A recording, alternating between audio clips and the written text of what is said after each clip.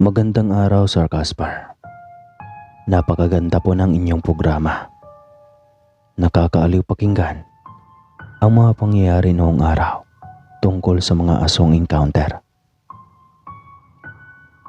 Kapag ganoon ay nabubuhay ang aking interes na makinig sa mga karanasan din ng iba tungkol sa mga ito. Ang iba ay ayaw talagang maniwala, pero respeto na lang din sa kanila dahil hindi sila nakaranas na makasalmuha ang mga ganoong klaseng nilalang. Itago niyo po ako sa pangalang Onyok, Sir Caspar, Taubong Siargao, nakapag-asawa ng Bisaya. So nga pala, shout out sa asawa kong si Bea. Maalaga kasi madalas ang karaniwang mga Bisaya at iyon ang nagustuhan ko kay Bea. Hindi niya tunay na pangalan. Siya ang aking mahal na asawa. Nagkakilala kami ng aking asawang itatago natin sa pangalang Bea sa isang mayamang pamilya sa lungsod ng Maynila noong 1978. Isa akong gwardya noon at samantalang ito ay tagaluto ng aming among mga incheck. 3 taon kaming lihim na nagtatago ng aming relasyon dahil bawal sa mga ito na magkarelasyon kami sa aming kasama sa bahay. Nang nabuntis si Bea ay doon na namin ipinagtapat sa amo ang lahat. Pinaalis kami nito sa kanilang tahanan, tinanggal sa trabaho, ngunit binigyan naman ng malaking halaga. Tamang-tama para sa panibagong panimula ng aming buhay. 7 buwan na ang tiyan ni Bea noon. Tila kay hirap na nitong gumalaw, kaya napagdesisyonan ko na umuwi na lang ng probinsya. Depende sa kanya kung saan niya gusto, kung sa amin ay pwede naman. Malaki naman ang aming bangkang pandagat sa Siargao. Ngunit ayaw nito at hindi raw siya komportable dahil wala siyang kakilala sa amin, kaya sa kanila na lang daw. May 15 hektarya ng lupain daw kasi sila sa Negros na napabayaan dahil ang kanyang mga kapatid ay walang hilig sa pagsasaka. Lahat ay nasa syudad nagtatrabaho. Palayan pa naman daw ang kalahati niyon. Kaya nagka-interes na lang din akong magsaka na lamang. Doon ko i-invest ang natirang pera na binigay ng aming among incheck. Pagdating sa liblib na baryo ay sumakay pa kaming tricycle. Inuko pa namin ang isang buo dahil sa dami ng aming mga dala. Nasa gilid lang naman ng malubak na kalsada ang kanilang bahay. Wala nga lang kapitbahay, kung meron man ay napakalayo pa. Puro taniman ng palay ang nasa harap, pero bakante iyon. Puro ligaw na damo lang ang tumutubo at may mga kalabaw na humahalab ng damo. Samantalang ang likod bahay nila, ang malapad at napakayabong na tubuhan. Pagdating sa harap ng bakuran ay bumukas kaagad ang pinto. Matatamis ang ngiti ng mag-asawang kalahati ng mga buhok ay uban at gumuhit na iilang linya sa noon nito. "Bea, bakit hindi mo kami sinabihang darating ka pala?" tanong ng tatang nito. Nagmano kaming pareho sa matanda. Ngunit ang lalaki lang ang tumanggap sa aking kamay. Ang nanang nito ay biglang itinago ang kamay at hindi man lang sumusulyap sa akin. Nagpatiuna na itong pumasok kaya naiwan kaming 3 sa labas. "Tang, anong nangyari kay nanang? Bakit ganoon siya?" Nagtatakang tanong ni Bea. Tila may gustong depensahan ang matanda. May lihim na pilit tinatago. "Anak, kasi nabaliw ang nanang mo. 5 taon na ang nakaraan. Mabuti nga at naging okay na siya nitong mga nakaraang taon." Paliwanag nito. Ikwento ng tatang na 5 taon daw itong binabantayan niya dahil laging nawawala. at uuwi na puno ng dugo ang damit. Ngayon daw ay maayos na daw itong makakausap. Napakailap nga lang daw sa tao. Nagsimula lang raw iyon nang ipinatawag ng pamilya sa kanilang lugar dahil nag-aagaw buhay ang tatay nito at siya ang bunso kaya siya ang hinahanap. Hindi na namin pa binali iyon. Naging maayos din naman ang lahat. Itinago daw iyon ng ama sa mga kaanak dahil ayaw nito na mag-aalala pa sila Bea. Ang isa pa niyang kapatid ay nasa Cebu nagtatrabaho habang ang panganay ay OFW. Sinabi ni Bea sa kanyang ama na permanente na kaming maninirahan sa kanilang lugar at kami ang gagamit ng kanilang lupa na siya namang ikinatuwa ng matanda. Akala nga raw niya ay wala nang magka-interes pa sa kanyang mga anak na uuwi ng probinsya. Ang lupain nila sa likod na napagtamnan ng tubo ay may nakaarindo daw at malapit na rin naman matapos. 2 taon na lang ngunit ang 7 ektaryang taniman ng palay kahit kailan ay hindi pa nagalaw dahil walang tatrabaho. Kaya buong buo niya iyong ipapasaka sa akin. Nagpasalamat naman ako rito at sa pribilehiyo na ibinigay. Malaking bagay na iyon para sa aming pamumuhay. Nagpatayo kaagad kami ng bahay sa gitna ng taniman ng palay. Hindi masyadong malayo sa bahay nila ng biyanan ko. Sa unang buwan ay tahimik naman ang paligid. Ngunit noong kabuwanan na ni Bea ay madalas na kaming binibisita ng tiktik. Akala ko ba ay sa amin lang maraming aswang? Mayroon na rin pala rito. Wika ko kay Bea. Ang dami rin dito pero ngayon ay tila naiiba. Aba hindi lang ito napadaan lang ha. Umikot-ikot pa talaga sa ating bakuran. Puna naman ni Bea. Sabi kasi nila kapag buntis ay mabango sa mga aswang. Kaya marahil ay naaamoy ka niyan. Iyan din nga ang sabi ng karamihan. Iwan ko lang din. Hindi pa naman ako nakakita ng mukha ng aswang. Sagot nito. Kaya bigla kong tinakpan ang kanyang bibig. Ano ka ba? Huwag kang magsalita ng ganyan. Mamaya ay susubukin ka ng nilalang. Saad ko rito. Kaya tila natakot naman ito. Bigla ring tumahimik kaya inakala kong wala na ito at nakiraan lang. Subalit biglang may bumagsak na malakas sa bubong ng bahay. Pareho kaming nagulat na Bea ng mga sandaling iyon. Hindi ko kasi inasahan ang sumunod na nangyari. Para itong hindi mapakali. Parot pa rito. Ilang sandali pa ay nasa silong na naman ito. Doon ako na alarma. Paniguradong iba talaga ang pakay nito. Hindi ito mananakot lang, kundi natatakam ito sa sanggol na ipinagbubuntis ni Bea. Antok na ako sa maghapong pagsasaka at gusto ko na sanang matulog subalit. Paano ka naman makapagpahinga kung may isang halimaw na tila ayaw tantanan ang iyong tahanan? Napakaingay pa nito. At tila ito pa ang galit na galit. Parang tao lang Sila na nga ang may kasalanan. Sila pa tong mga piling pabiktim. Hugot Sir Casper no? Nice one. Ayun na nga. Naubos ang pasyensya ko sa aswang na aligid ng aligid sa aming bahay. Kaya sinigawan ko na. Hoy, kung ayaw mong magpatulog na aswang ka, magpatulog ka rin ha. Pagod ako. Pag ako mainis, hindi rin kita patutulugin sa araw. Bubulabugin ko tulog mo. Sigaw ko rito na may halong biro.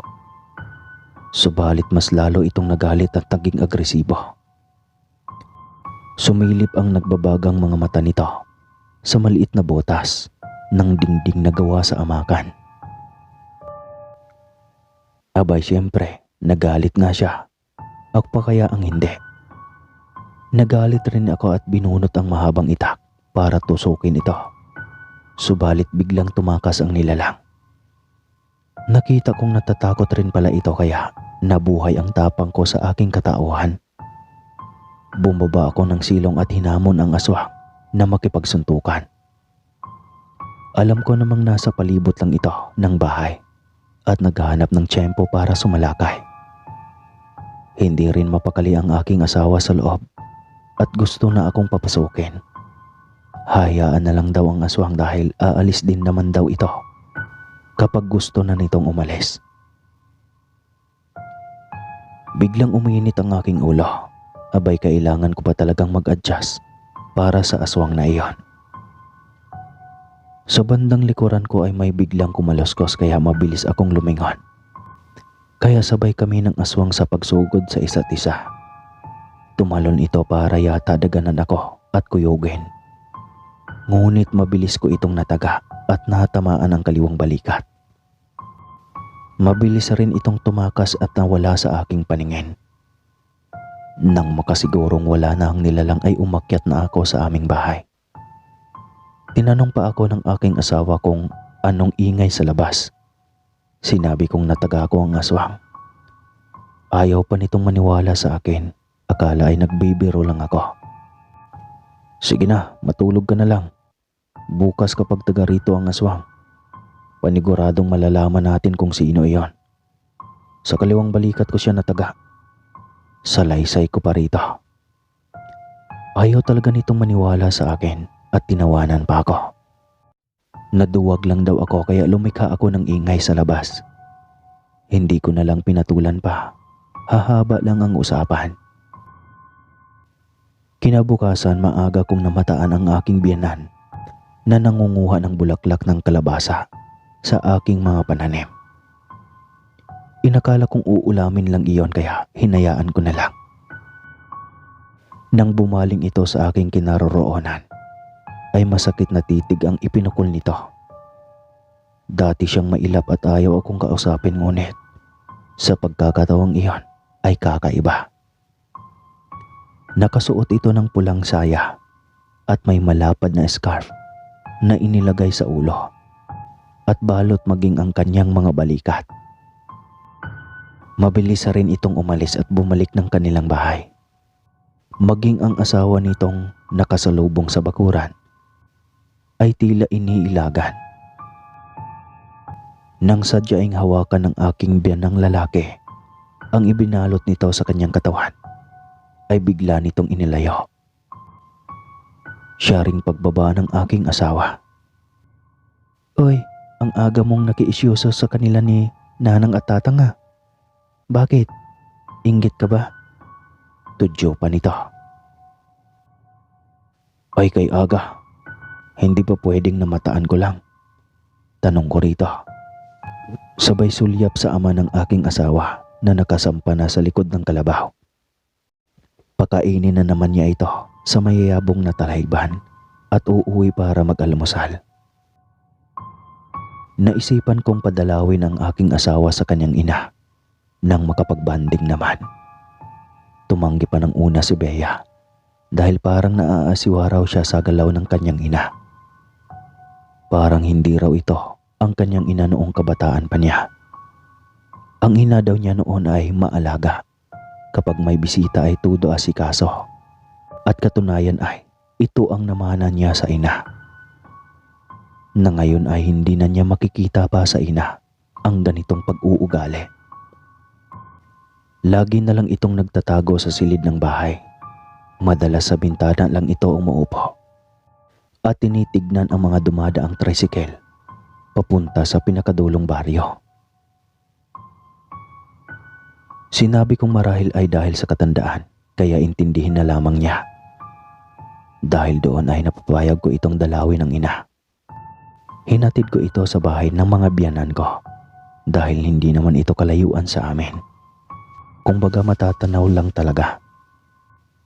Urong-sulong pa ito at hindi ko maintindihan kung anong instinct ang nag-uudyok sa kanyang huwag pumunta. Subalit sa kakaurong-sulong nito, ay narating din namin ang bakuran ng kanyang mga magulang. Kaya dire-diretso na itong naglakad. Sabay kaming dumungaw sa pintuan para tignan kung saan banda nakaupo ang kanyang ina. Kitang-kita ng aming mga mata ang reaksyon ng matanda. Lalo na ang malaking hiwa sa kaliwang balikat nito. Sariwa pa ito at ginagamot niya ng pinaghalong langis at bulaklak ng kalabasa. Grabe ang reaksyon ko ng mga sandaling iyan. Tila nababasa rin ni Bea ang nasa aking isipan. Kagabi kasi ay ayaw niyang maniwala sa akin na nataga ko ang aswang sa kaliwang balikat. Imposible namang nagkataon lang ang lahat. Bakit ayaw niyong pumasok? Walang emosyong tanong ng matanda. Nang, anong nangyari sa balikat mo? Tanong ni Bea rito na parang nanginginig na. Wala ito. Natumba lang ako sa malaking tipak ng bato kaninang umaga nang mag-igib ako ng tubig. Saad nito. Parang gusto kong paniwalaan subalit ang talim naman yata ng batong iyon.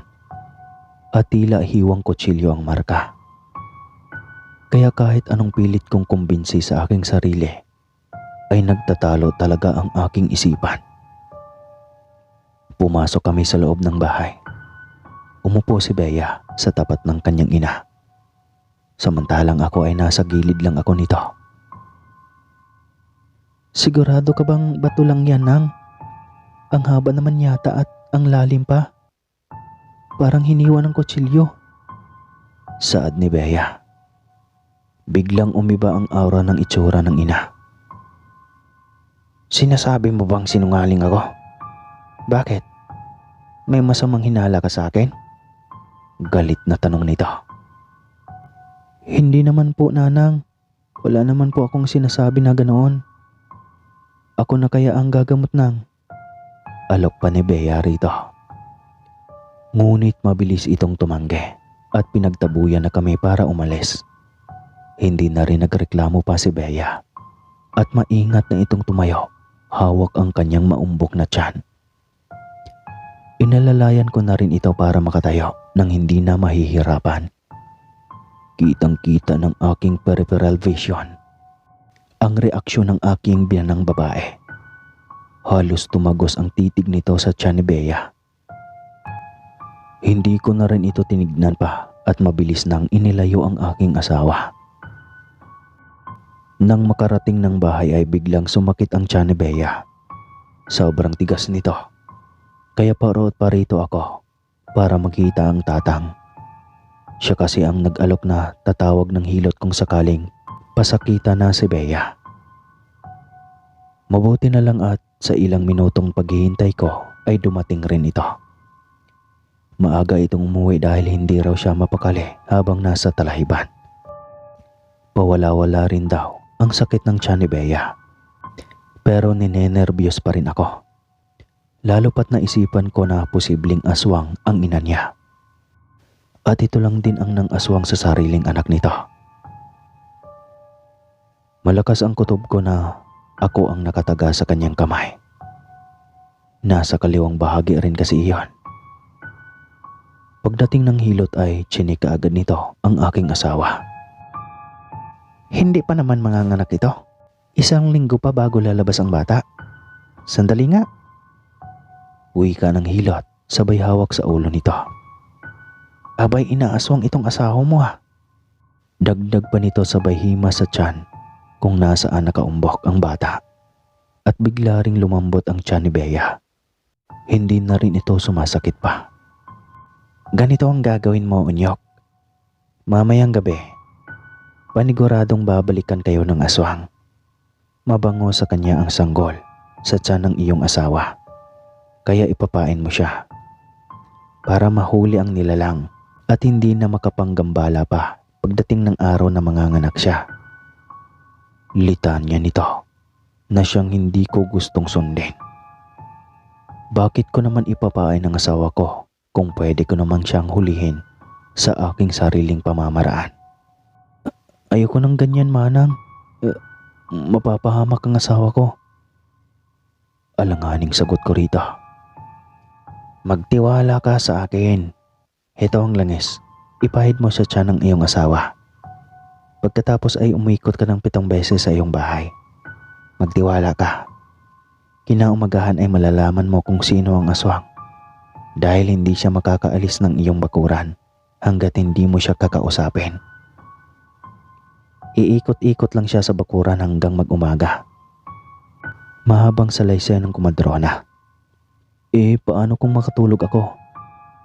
Hindi ko maramdaman ang pananalasa ng aswang? Tanong ko pa rito. Walang problema. Mapapaso ang dila niya kung maabot niya ang tiyan ng asawa mo. At pagkatapos ay magdamag siyang walang gagawin kundi ang umikot ng umikot sa iyong bahay. Muling litanya nito. Sinunod ko na lamang ang bili ng matanda. Kinagabihan ay ganoon na nga ang aking ginawa. Nakita ko pa ang mahabang dila ng tiktik na bigla na lang ding lumabas sa dingding. Marahil ay napaso nga ito ng langis. Kinaumagahan. 5:00 pa lang ay gising na kaming mag-asawa. Napasarap pa yata ang tulog namin. Nang buksan namin ang bintana, ay namataan namin ang aking biyanang babae na nakatingala sa bintana. Nagulat si Bea, ngunit ako ay wala lang sa akin. Dahil malakas talaga ang kutob ko na ito ang aswang na nataga ko. Subalit hindi ko iyon masabi sa aking asawa. Nanlumo siya sa nakita. Hindi niya nakala na naging ganoon ang kanyang ina. Siguro noong sinabi ng biyanang lalaki na nabaliw ang asawa, ay marahil na yanggaw ito. At ngayon ay ganap ng agresibong aswang na kahit sariling anak nito ay kayang biktimahin. Nang dahil doon ay nagpasya ang aking asawa na lumayo sa lugar. Sa syudad na lamang kami tumira. Bumili ng maliit na bahay. Doon na rin siya nanganak. At nang lumaki ang baby ay nagtayo kami ng munting kainan. Hindi na nito binibisita ang mga magulang sa takot na mahawaan ng pagiging aswang nito. Sa ngayon po ay masaya na ang aming pamilya. Siyempre, mula sa panganay na anak, may kasunod pa yun at naging 5 na sila. Ang sarap kayang gumawa. At hanggang dito na lang po ang aking kwento mga kaswang. Sana po ay nagustuhan ninyo. Huwag kalimutan mag-subscribe at mag-like at comment na din kung ano sa inyong palagay. Kung bakit may mga aswang sa mundo. Alright. Muli po, ako po si Onyok ng Siargao. Pero nasa syudad na ako.